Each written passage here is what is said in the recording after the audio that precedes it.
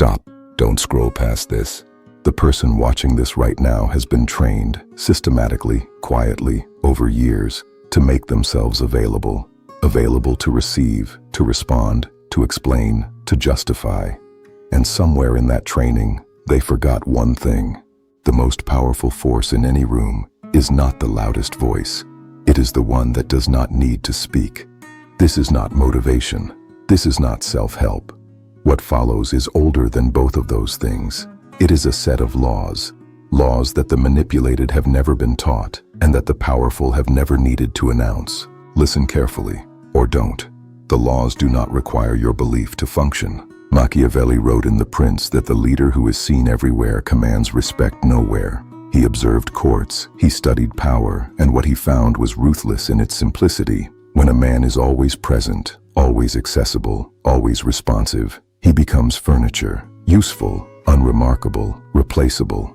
The world has not changed. The courts have changed their clothes. Now they are offices, group chats, comment sections. But the dynamic is identical. The man who answers every message within seconds has announced something about himself. Not that he is dedicated, but that he has nothing more important to attend to. The woman who never lets a call go unanswered has told the room, without words, that her time costs nothing. The always available man has made himself cheap, and what is cheap is used, not valued. Jung identified this as the persona, the mask worn to maintain social approval.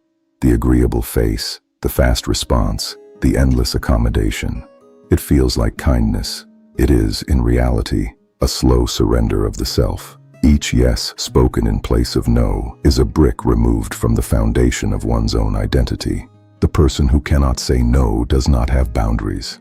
They have a wound, the wound of believing that love must be earned through availability, that if they stop performing, the affection will stop too.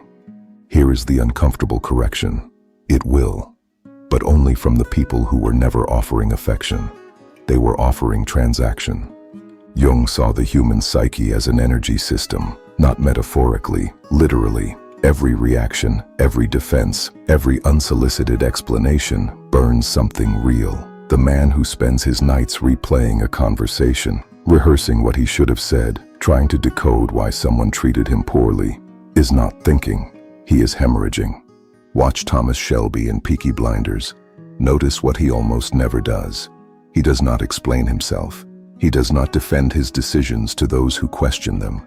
He does not engage with provocations designed to make him react. And the people in that room, people twice his size, with more guns, more men, they are afraid of him.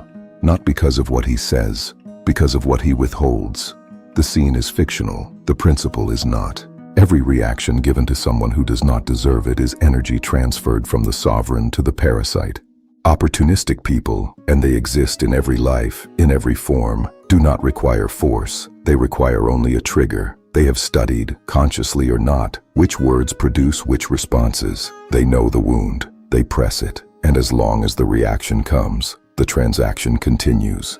The moment the reaction stops, they have nothing. Not because the wound healed, but because the wound stopped being a lever.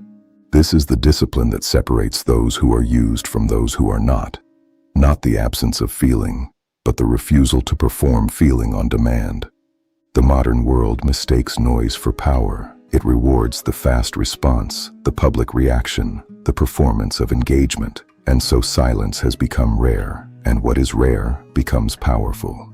Machiavelli understood this. He wrote that the prince who reveals too much of himself hands his enemies a map.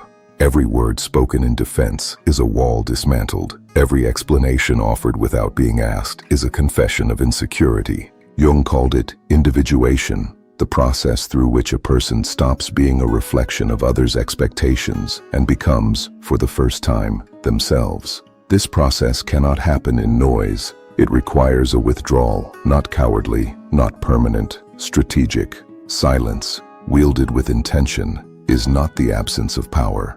It is its purest expression. When a man stops reacting, something shifts in the room. The people who relied on his reaction to maintain their narrative, they feel it immediately. They push harder. They escalate. They accuse. They call the silence coldness, arrogance, strangeness. They are not wrong. It is strange. It is cold. To someone who has used another person's chaos as a source of control, encountering stillness feels like a threat because it is one.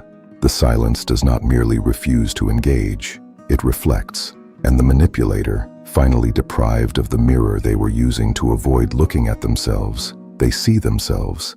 That is the devastation. Not anger, not words. The simple, unavoidable fact of the reflection. Here is what no one prepares a person for.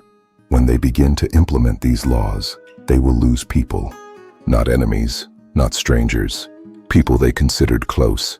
People who called themselves friends, partners, family. And the loss will feel, at first, like failure. Like evidence that the laws were wrong.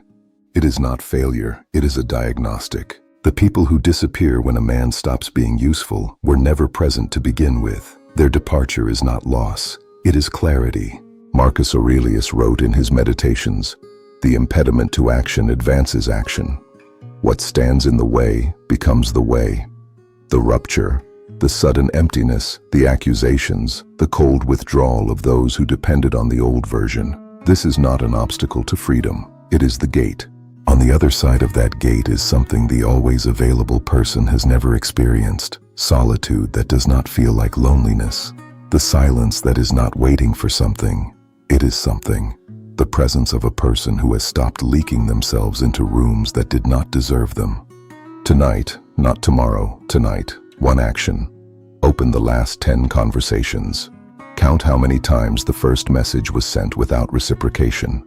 Count how many apologies were written for things that required none. Count how many explanations were offered to people who never asked a genuine question. Do not judge what is found, simply see it. The pattern that cannot be seen cannot be changed, and the pattern that is seen clearly for the first time without flinching, that is where the reconstruction begins. These are not suggestions, they are not inspiration. They are laws that have governed power since before the word psychology existed.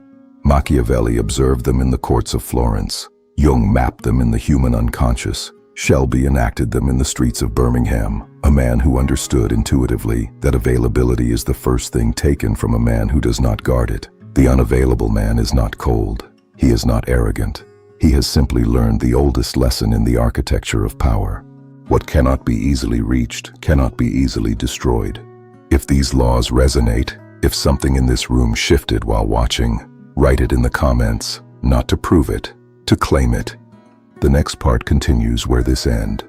It is not optional. It is the evolution you've been avoiding. Subscribe to claim your seat in the room. If you share this, credit the source. See you in the silence.